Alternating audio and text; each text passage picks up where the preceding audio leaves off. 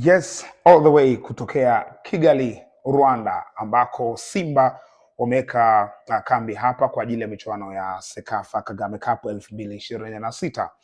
Na hapa tunakwenda kuangalia kinachoendelea hapa Rwanda katika kambi ya Simba, lakini comments za watu wa Rwanda kuhusu Simba, lakini pia Steve Barker aliongea nini mara baada ya mechi kumalizika, na general view kwa mtazamo wangu kwa kile ambacho nimekiona kwa upande wa Simba. Anyways, tukianzia eneo la kwanza kabisa, eneo la watu wa Rwanda, namna ambavyo walikuwa wanatarajia na walichokiona. Bwana, Simba kwanza, ushiriki wake wa michuano hii ya Sekafa ilikuwa ni mafanikio makubwa kwa Sekafa wenyewe, kwa maana ya kamati ya maandalizi ya msimu huu, kwa sababu Simba na mtani wake wa karibu kwa maana ya Young Africans, hii ndio complete package ya East Africa. Yani hawa ndio East African Giants, kwa sababu wenyewe wawili hawa ndio timu za East Africa sasa hivi, ukimplus na Al Hilal, ndio timu za East Africa ambazo zina msuli, zina nguvu katika michuano ya kimataifa, lakini ndio timu za East Africa ambazo zinatokea katika ligi bora ya East Africa, lakini ndio timu za East Africa ambazo pia zimekuwa zikifanya vizuri katika michuano hii ya Sekafa. Tunapozungumzia Simba, tunazungumzia Simba ndio bingwa muda wote, yani ndio bingwa bora wa muda wote katika michuano hii ya Sekafa.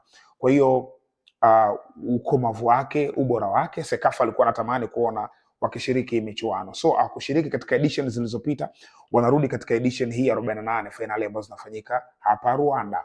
Sasa uwepo wa Simba, jana nilijaribu kufanya research, kufanya mahojiano hivi na waandishi wa habari hususan zaidi, wakaniambia michuano inakwenda kuwa mizuri, lakini miongoni mwa points kubwa za kufanya michuano hii kwa mizuri ni kuingia kwa Simba katika msimu huu. Sasa ukidodosa kuwauliza watu tough opponent ambao wanafikiria kwamba hii ndio timu ngumu zaidi na inaweza kubeba ubingwa, Simba ndio timu ambayo inapewa nafasi kubwa zaidi. Hebu tu niwaambie, yani hapa Rwanda, Wanyarwanda pamoja na waandishi wa habari wa hapa wanaipa nafasi kubwa zaidi Simba kabla ya mchezo hata mmoja kuanza. Lakini siku ile mchezo wa kwanza, Gor Mahia wanacheza pale, Vipers wanacheza pale Amahoro, ukiuliza pia waandishi wa habari wanakwambia Simba ndo wanamtaja kama priority. Sasa watu walikuwa na shauku kutaka kumwona huyo Simba mwenyewe yuko vipi. Mechi kaenda kuchezwa pale uwanja wa Kigali Pele, Nyamirambo, na mechi kama ambavyo tumeiona ilikuwa goalless draw, yani hawakufungana goli, na walikwenda kucheza dhidi ya mpinzani wa kutoka Somalia, Mogadishu City. Somalia ni miongoni mwa mataifa ya Horn of Africa, maeneo ambayo mpira wake ni mdogo, lakini Simba alishindwa kumanage kumfunga Mogadishu City. That is not a big deal. Licha ya hayo, Wanyarwanda wenyewe wanafahamu, wanafuatilia hii timu ya Simba, na anasema hivyo kwa sababu wakati mechi inaenda kuanza waliona squad tofauti, na walikuwa wanauliza, wanashangaa na wachezaji wengi ambao hawafahamu. Kuna majina ambayo wanayafahamu na walikuwa wanayaulizia, the like of Clatous Chota Chama, kwenye na hajaanza, wamemtaja Chama, wametaja Kapombe, hapa Libasege bwana, nitakwambieni kitu, wamemtaja Libasege, wamemtaja Elim Panzu, wametaja Rushan Derek, miongoni mwa nyota ambao wametajwa zaidi.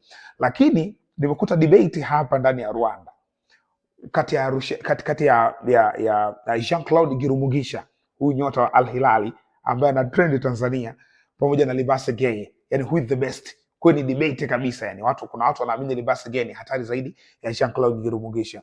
Miongoni mwa vitu ambavyo binafsi vilinistua, nasema kumbe huku wenzetu wako katika hiyo stage wanafikiria vitu vya namna hiyo.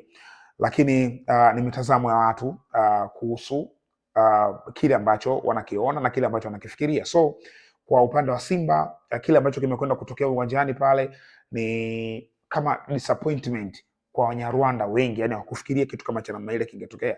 Na niliona pale uwanjani Nyamirambo mashabiki wengi wamevalia jezi za Simba. So kuna kitu kimewaangusha hawa mashabiki. Sasa kocha alisema nini baada ya kumalizika kwa mchezo? Katika chumba cha waandishi wa habari, kocha alisema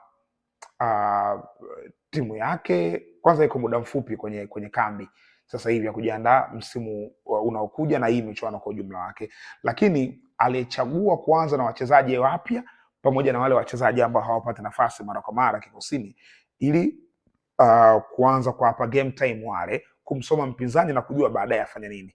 Kwa hiyo akakubali kuruhusu wachezaji ambao sio kikosi cha kwanza kuanza, lakini baadaye akaingiza wale ile squad first 11 ya Simba ambayo tunaifahamu. Aliingia Anse Ura, aliingia Clatous Chota Chama, aliingia Dumbia. Nitaongea kitu pia kuhusu Dumbia.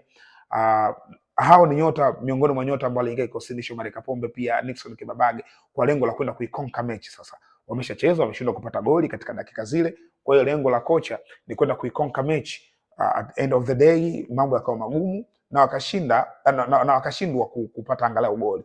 Lakini kocha wa Mogadishu City anaitwa Dadir Amin Ali mwenyewe ameappreciate kuhusu Simba. Amesema Simba ni mpinzani mgumu, lakini anasema timu yake hakuiandaa sana kimbinu, ila aliiandaa sana kihamasa. Kwa hiyo ilikuwa namna gani ambavyo amekaa nao kwenye chumba cha kubadilishia nguo kwenye uwanja wa mazoezi kuelekea huu mchezo.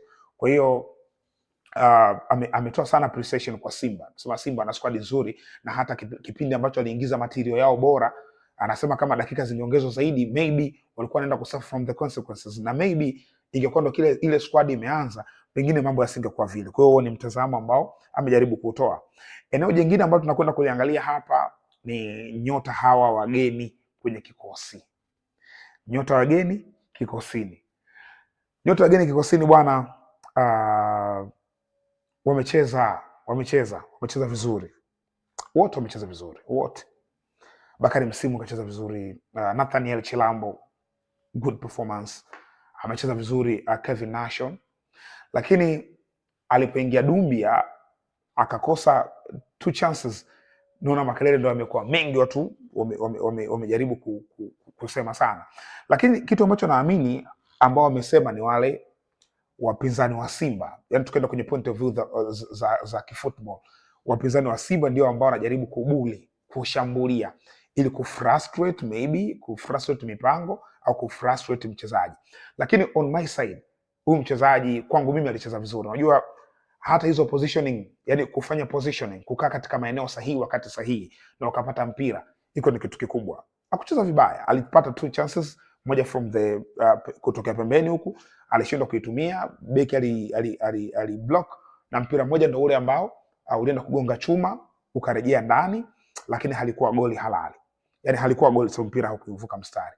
So kwa hayo mawili haitoshi kusema huyu mchezaji hafai. Nimeona, lakini I know kuhusu football na utani, watu wanataniana, watu wanakosoana, ili madi ionekane kwamba kilichofanyika si kitu cha maana. But kwa upande wangu mimi unajua mimi wakati nacheza mpira, at least for that time, position sasa hivi nimebadilisha position, unajua baada ya tumbo kwa kubwa. Position yangu mimi ilikuwa ni striker. Kwa hiyo striker mzuri huaga na instincts za kumjua huyu ni mshambuliaji mzuri huyo, la yule nimemuona kwa ni mchezaji mzuri katika positioning. Angalia positioning zake, angalia maeneo ambayo anakwenda kukaa kwa wakati sahihi, angalia namna ambavyo akikosa chances anavyoreact. Iko ni kipimo cha huyu mchezaji bora, ni mchezaji mzuri, kwa sababu huyu mchezaji sana yake ya scoring, uwezo wake wa kufunga, no doubt umejithibitisha kwamba ana uwezo mkubwa wa kufunga. Lakini kinachotofautisha ni kitu ambacho watu wengi maybe wanashindwa kuelewa, huyu mchezaji ni mpya kikosini. Ndio mechi yake ya kwanza, mind you, ameingia jana kwenye timu. Anataka kutrain, hajatrain huyu. Hajatrain huyu na timu. Sababu jana mazoezi ya jana ya mwisho kuelekea kwenye mechi hakutrain. Kwa hiyo no way alitrain. Kwa hiyo pale kocha alimuingiza tu kwamba ewe na wewe ingia kacheze. So it was just like watu wakuone uko uwanjani ukacheze, lakini haikuwa kwamba ni mipango ambayo imeshatengenezwa na vitu vya namna hiyo. So naamini Dumbia bonge moja la mchezaji, ni striker wa maana. Hapa Rwanda mimi kwenye page yangu za mitandao ya kijamii nilipost nikasema, ukimwona kwa mbali kama Osimhen, ni Wanyarwanda ndo walimpachika jina la Osimhen. Sema huyu bwana anafanana na Osimhen, hata anavyokimbia kama Osimhen, ile breach yake kama Osimhen. We don't know, maybe yeye mwenyewe pia ni role model wake, au coincidence tu imetokea ya kuonekana na mazingira hayo. Lakini Osimhen of course tunafahamu kuhusu quality ya hilo daraja, ni daraja kubwa sana. But Dumbia Ibrahim still watu wanaamini ni mchezaji mzuri, na hata Wanyarwanda pia wali appreciate kuhusu uwezo wake. Huko sasa hakuna Simba, hakuna Yanga, huku ni naked eyes kuangalia mpira, wenyewe wali appreciate pia kuhusu ubora wake. Anyways, hilo ndio kubwa zaidi. Hiyo ndio ripoti ambayo nataka kukupa as a summary kwa kile ambacho kimeendelea hapa Rwanda. On your side pia una nafasi ya kuandika comment kwenye comment section ukaniambia kwa kile ambacho umekiona, hususan kwa wachezaji wapya, mchezaji gani mpya amekukosha zaidi kwa upande wa Simba. Niandikie comment yako kwenye comment section, lakini usisahau kusubscribe, kucomment, kulike na kushare Mzinga Sports.